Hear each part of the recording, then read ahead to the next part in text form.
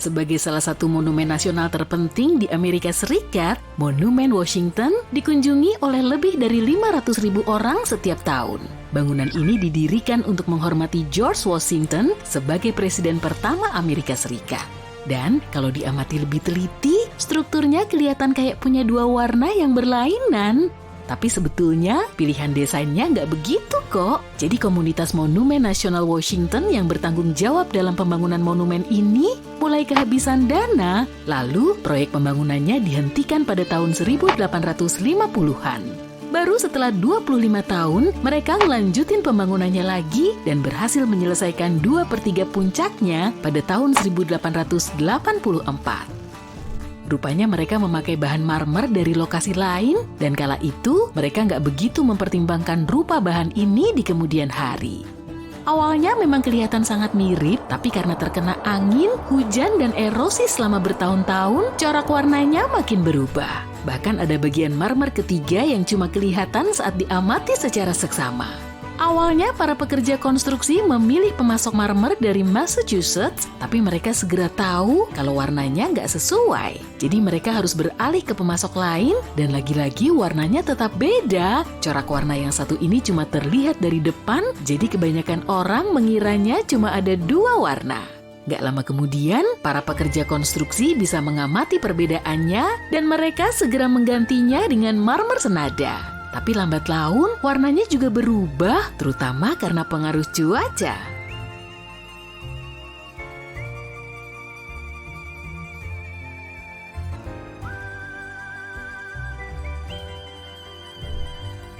Apa kamu termasuk orang yang suka ngecekin IG dan Pinterest untuk nyari referensi tempat wisata? Kalau iya, kota kecil Cinque Terre di Italia ini pasti cocok banget jadi referensimu. Kota ini sangat populer di kalangan fotografer dan turis karena bangunannya berwarna cerah. Kombinasi warnanya kelihatan kontras dengan corak air laut yang sebening kristal. Semua rumah di sini punya cat warna-warni, mulai dari hijau, kuning, sampai pink muda yang membuatnya semakin terkenal. Kota ini lebih mirip kayak lukisan daripada kota beneran. Tapi kenapa semua bangunannya dicat begitu ya? Jadi kabarnya, para nelayan lokal biasa ngecat rumah mereka dengan aneka warna agar mereka lebih gampang mengenalinya setelah pulang melaut. Sejumlah bangunan punya warna yang sangat khas, sampai-sampai para penghuninya nggak boleh mengganti warna rumah mereka karena terikat oleh hukum. Aturan ini berlaku di kota Pink di Jaipur, India. Banyak bangunan di sini punya corak warna pink seperti dusty rose dan fuchsia. Warna cantik ini mulai diterapkan pada tahun 1800-an. Menurut rumor, Maharaja India kala itu, Sawai Ramsing, mau menyambut kedatangan Pangeran Albert. Jadi dia memerintahkan semua penduduknya untuk mewarnai rumah mereka dengan cat pink. Tapi kenapa harus milih warna pink ya? Padahal warna lain kan juga banyak. Ternyata mereka memakai warna ini untuk nunjukin keramatamahan kota Jaipur. Kota lain yang bangunannya cuma punya satu warna juga bisa dijumpai di negara lain. Seantero kota Chefchaouen di Maroko cuma dicat dengan warna biru. Menurut sebagian penduduk lokal, warna biru melambangkan keindahan Laut Mediterania. Tapi sebagian lainnya menganggap cat biru bisa bikin rumah mereka tetap sejuk saat cuaca panas. Ada juga yang bilang rumah yang dicat biru bisa ngusir nyamuk. Corak warna ini kelihatan mirip kayak ombak laut sehingga nggak disukai oleh serangga.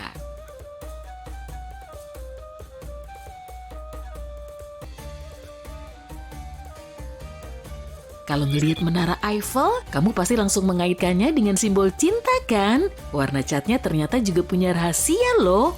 Menara kebanggaan Prancis ini kelihatan coklat chestnut di zaman now, tapi dulunya nggak begitu. Menurut desainernya Gustave Eiffel, Menara Eiffel pernah dicat merah cerah agar konstruksinya terlindung dari karat. Mirip-mirip kayak jembatan Golden Gate di San Francisco, Amerika Serikat. Tapi sejak awal dibangun, menara ini udah sering gonta-ganti warna. Mulai dari ochre, kuning, dan coklat. Bahkan pernah juga dicat ombre, tapi semakin ke atas, warnanya malah memudar. Awas hati-hati, bagian ini banyak mengandung bawang. Bisa-bisa kamu malah mewek pas ngedengerin kisah soal kakek pelangi dari Taiwan. Kakek ini bernama Huang Yangfu dan kisahnya bermula sejak akhir tahun 2000-an. Kala itu dia menjadi penduduk terakhir di desa kecilnya. Dan pihak berwenang mau ngerobohin desa itu untuk memperluas kompleks apartemen di dekatnya. Untuk mengatasi kesedihannya, si kakek menggambari dinding rumah di seantero desanya. Dia mulai ngelukis burung, kucing, dan manusia. Lalu pada tahun 2010, ada mahasiswa di kampus itu yang ngeliat proyek DIY-nya. Dan dengan aksi penggalangan dana, desa kecil ini akhirnya bisa menarik lebih dari 1 juta wisatawan setiap tahun. Pantesan, pihak berwenang juga akhirnya ngebatalin rencana mereka. Ngomongin soal desain cantik, ternyata ada loh perpustakaan yang bentuknya mirip banget kayak rak buku raksasa. Ini bukan ngehalu, karena bangunannya beneran ada di kehidupan nyata. Bagian depan gedung Kansas City Public Library kelihatan kayak deretan buku di atas rak. Tingginya mencapai 7,6 meter dan lebar tiap bukunya sekitar 2,75 meter. Kamu nggak perlu jadi kutu buku kok untuk mengenali bentuk khasnya. Wah, keranjangnya kok gede banget. Punya siapa tuh? Yang jelas bukan keranjangnya emak-emak yang lagi belanja di pasar. Itu cuma bangunan yang bentuknya mirip keranjang. Dan kamu bisa melihatnya di Newark, Ohio, Amerika Serikat.